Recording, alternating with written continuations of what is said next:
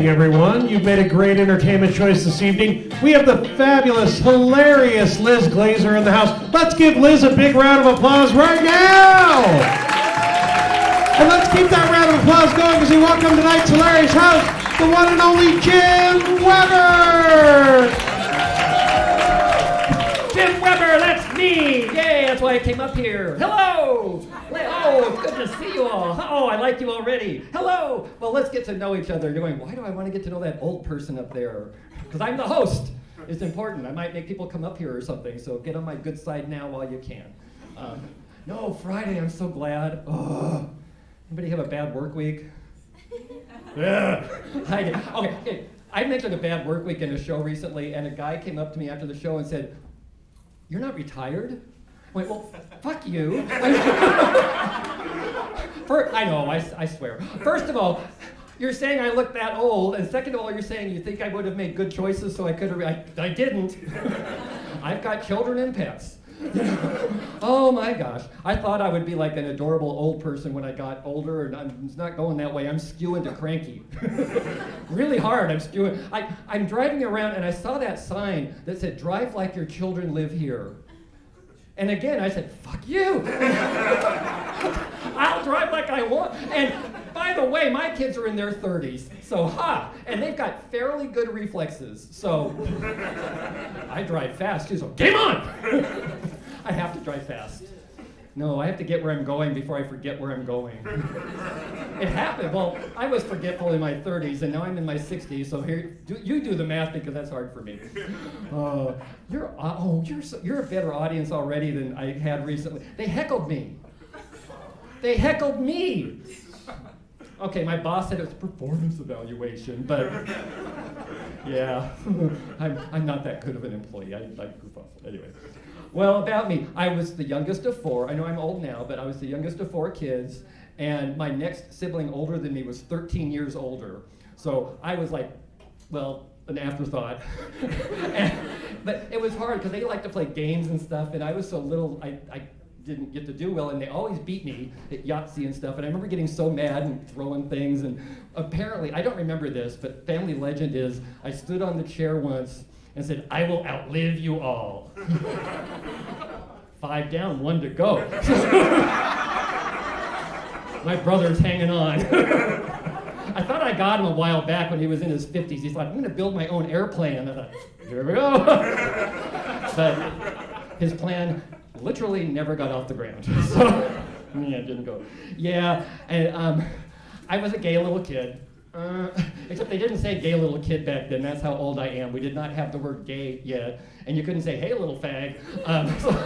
So I was cute. I was sensitive and artistic. My dad, they loved me.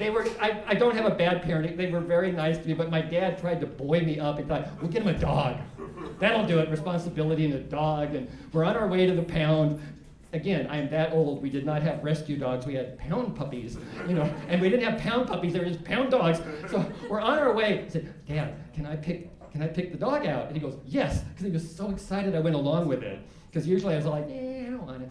So this is how we came home, with a miniature French poodle that I named Monsieur Pierre.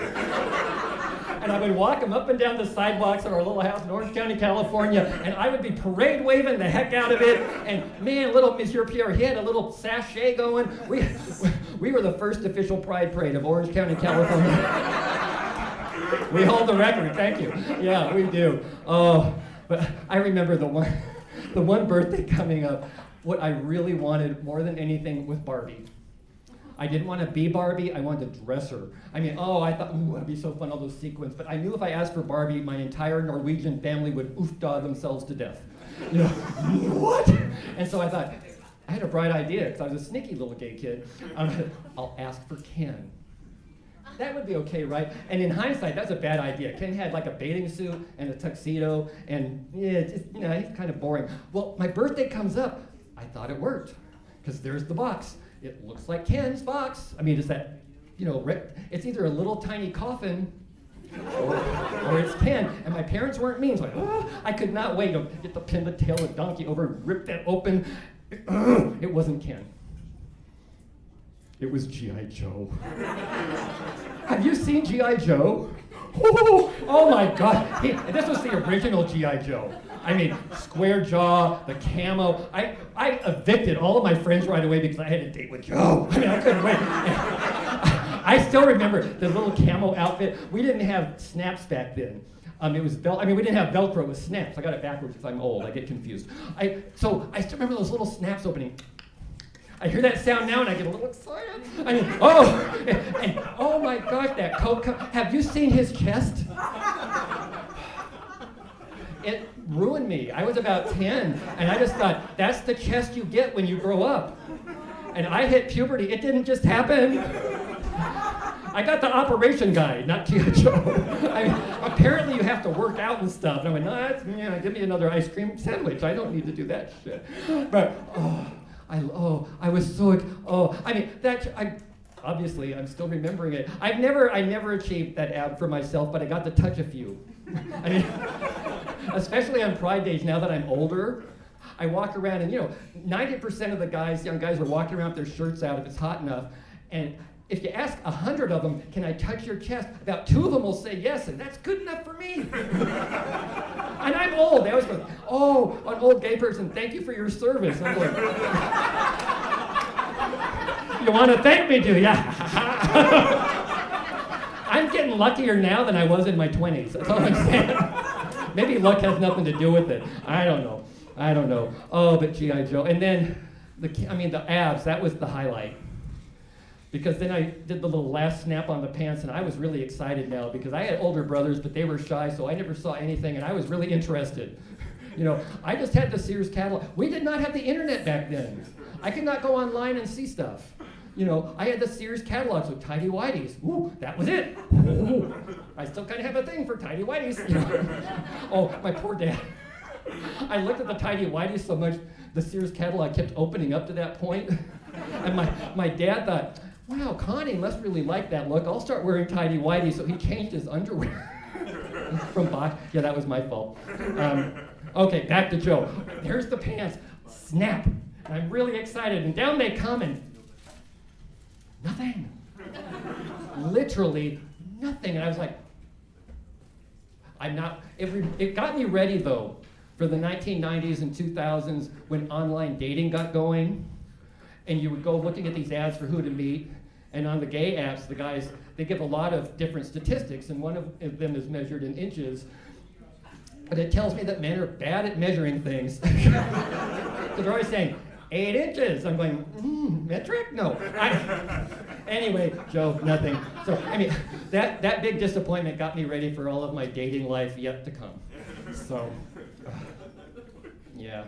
So, Pierre was my only dog up until recently. I didn't have a dog for the longest time, but during the pandemic, things change, people get lonely, things. I acquired, if the lockdown had lasted one more day, I would have ended up with a miniature pony. I know.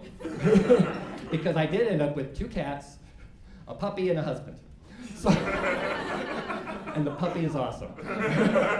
Oh, so can we back track and pretend I didn't say that because he might record this and hear it. All right, on that happy note, I'm going to save the other jokes for later. You have to come to the 10:30 show to hear the dirty joke because I ran out of time, the light's on, and I have to introduce the other comics coming up. I am so excited about the lineup we've got going. We're going to start off, we have a very special guest tonight.